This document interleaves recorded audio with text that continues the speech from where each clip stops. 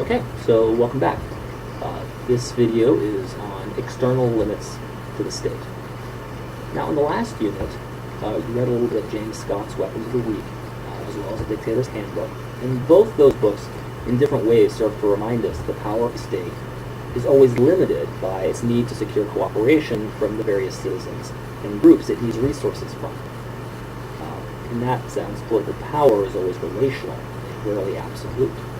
And we often like to think that the state is all-powerful because it has the guns and the tanks and the warships, and those things enable it to impose its will on anyone who doesn't have guns, tanks, and warships.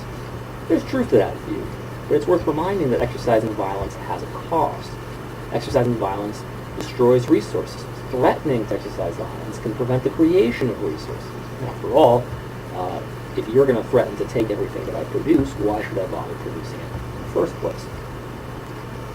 Now, of course, people can be commanded to do a lot of things, but thinking and creating and trading and prospering is really hard to force to point a gun. In effect, the state has what political scientists would call a big principal agent dilemma in its hands. It wants people to do things, but it has to invest the resources to monitor and punish people, and sometimes it's not worth doing that.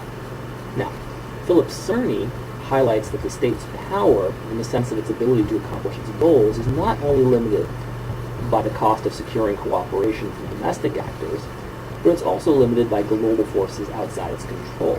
And by that, I don't just mean bigger and badder states with more guns, but economic and technological realities that prevent the state from doing everything that it might want to do. We have a shorthand term in political science for this set of modern realities, and it's called globalization. At its base, what globalization is a technologically induced change in relative prices that ultimately diminishes the cost of transacting over long distances. What does that mean? It simply means that the cost of trading and the cost of communicating has gone down. Now, diminishing the cost of trading and communicating is effectively the same thing as increasing the cost of not trading and not communicating. And what that means is those states who choose to cut themselves off from world trade, for instance by putting higher tariff barriers in place, are doing so at greater cost to themselves than ever before. In other words, it's a lot more difficult and it's a lot more expensive political choice today to be like North Korea than it was to be North Korea in the 1950s and 60s. Now, why did the price of trading and transacting go down? Well, you have to look at a number of technological revolutions in a number of different industries. Telecommunications, the internet, massive cargo shipping. All of these things were enabled by other revolutions in, say, materials sciences, making metals and plastics that are better conductive, that are lighter, that are stronger, and cheaper. Improvements in management practices and information systems probably also play a role in, again, cheapening the cost of trading across borders.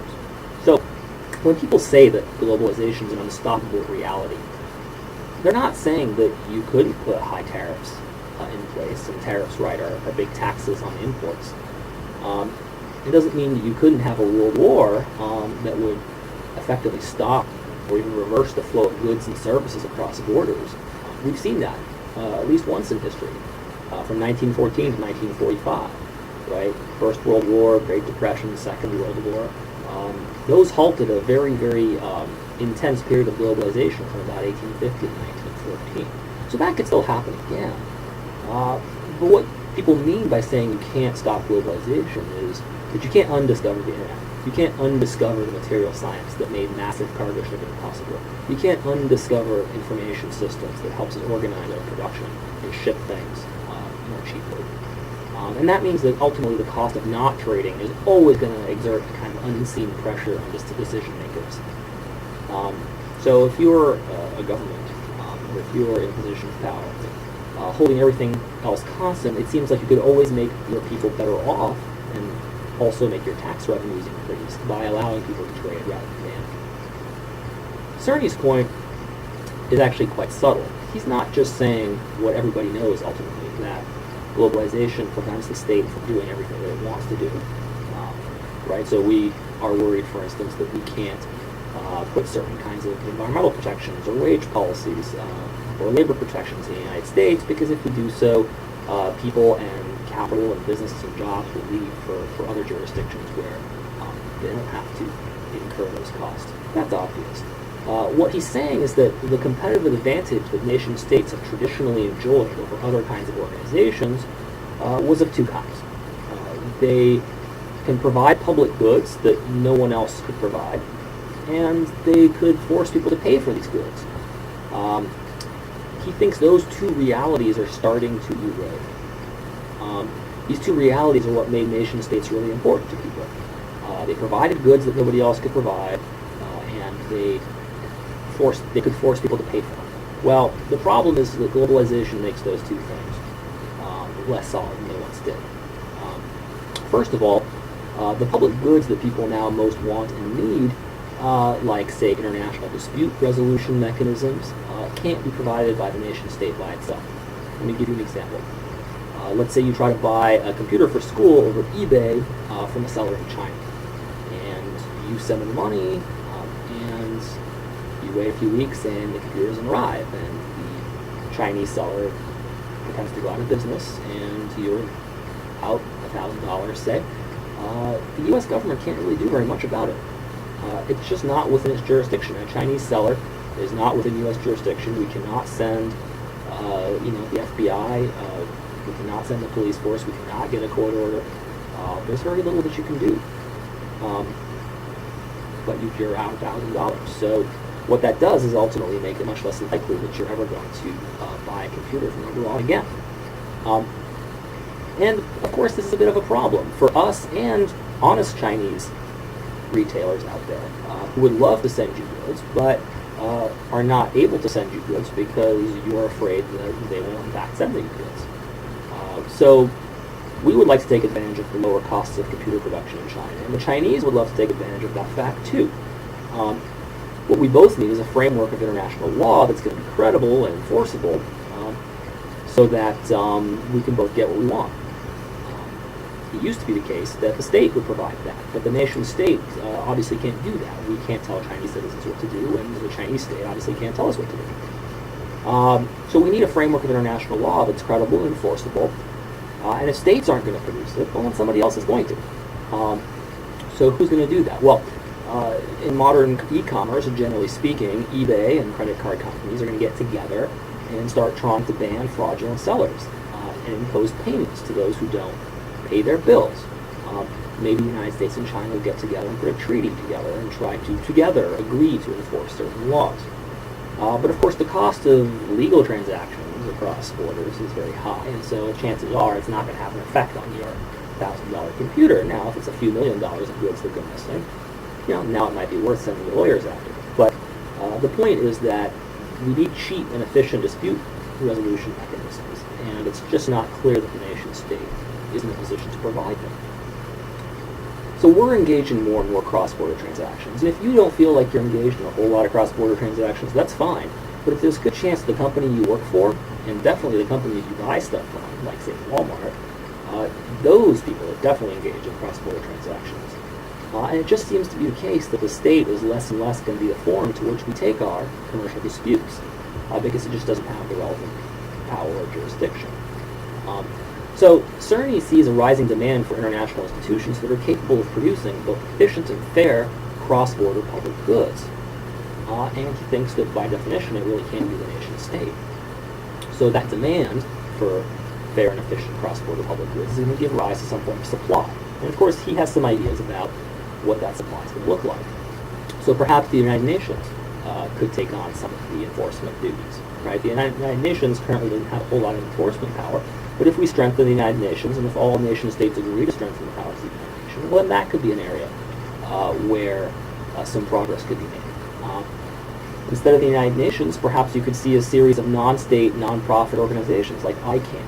Right? ICANN is the domain name provider. Right? It assigns domain names, and in particular assigns a series of numbers and addresses that lie behind domain names, so the computers can know where to go on the internet.